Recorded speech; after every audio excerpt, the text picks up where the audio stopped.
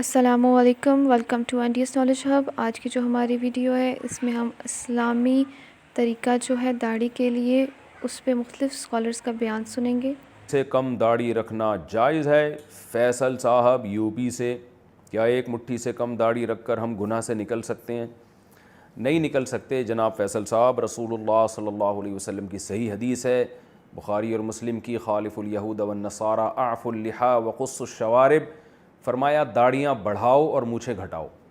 تو داڑھی رکھنے کا حکم نہیں ہے، بڑھانے کا ہے۔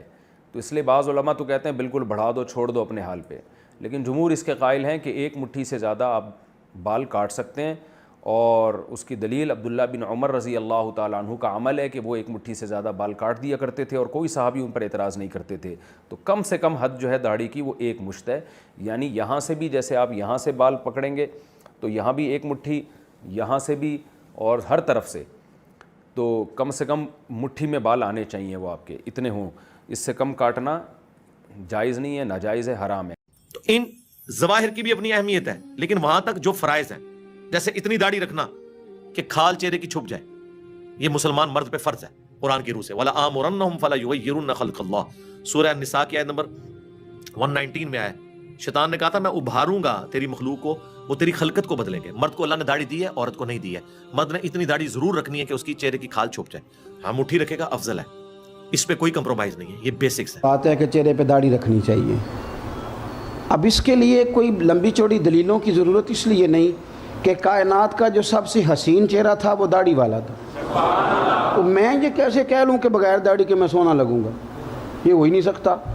پھر مجھے آج تک یہ سمجھ نہیں آئی کہ مرد کو یہ سمجھ کیوں نہیں آتی کہ اللہ نے عورت کو داڑھی دی نہیں، اللہ نے مرد کو دی، اس لیے کہ اللہ اس کے چہرے پر داڑھی دیکھنا پسند کرتا ہے۔ کچھ لوگ کہتے ہیں جی میں نیک نہیں اس لیے نہیں رکھتا۔ تو دنیا میں تو معصوم صرف نبی ہوتا ہے، صرف نبی، تو اس کا مطلب باقی رکھے ہی کوئی نہ۔ یہ کہنا کہ بالکل گناہوں سے پاک ہونا یہ تو معصوم ہونا ہے، کن چکروں میں پڑ گئے ہیں آپ لوگ؟ سنت کے مطابق چہرہ ہو، تھوڑا سا اپنے آپ کو سمیٹیں، اتنی ٹانگیں نہ دنیا میں پھیلائیں کہ دنیا سے جانے لگیں تو ہم سے اکٹھی نہ ہو۔ داڑھی کے حوالے سے بھی جو یہ کہا جاتا ہے سنت ہے، بالکل سنت ہے، لیکن اس کا حکم واجب کا ہے۔ عیدین کی نماز کو بھی سنت کہا جاتا ہے، لیکن اس کا بھی حکم کیا ہے؟ وہ واجب کا حکم ہے۔ تو یہاں پر اس سے مراد یہ سنت سے ثابت ہے، باقاعدہ رسول اللہ صلی اللہ علیہ وسلم کے فرامین سے یہ ثابت ہے۔ اب اس کے مطابق آگے اس کا حکم وہ بیان کیا جاتا ہے۔ آپ صلی اللہ علیہ وسلم خود ترمذی شریف کی حدیث پاک ہے کہ جس میں آپ ایک مٹھی سے جو آپ کے بال بڑے ہوتے تو آپ کچھ لیتے تھے، ان کو کچھ تراشتے تھے۔ حضرت عبداللہ بن عمر رضی اللہ تعالیٰ عنہ نے داڑھی کے حوالے سے جو بیان فرمایا تو وہ ایک مٹھی کر کے بیان فرمایا۔ اب اس سے زیادہ کچھ جو ہوں وہ آپ تراش سکتے ہیں، یعنی بعض داڑھی کو بھی اس کی مقدار کے اوپر بھی کہتا ہے کہ بس تھوڑی سی ہوگی تو بھی داڑھی ہے، داڑھی ایک مٹھی رکھنا واجب ہے۔ ایک مٹھی سے داڑھی اگر کم کرتے ہیں تو وہ گناہگار ہوتے ہیں۔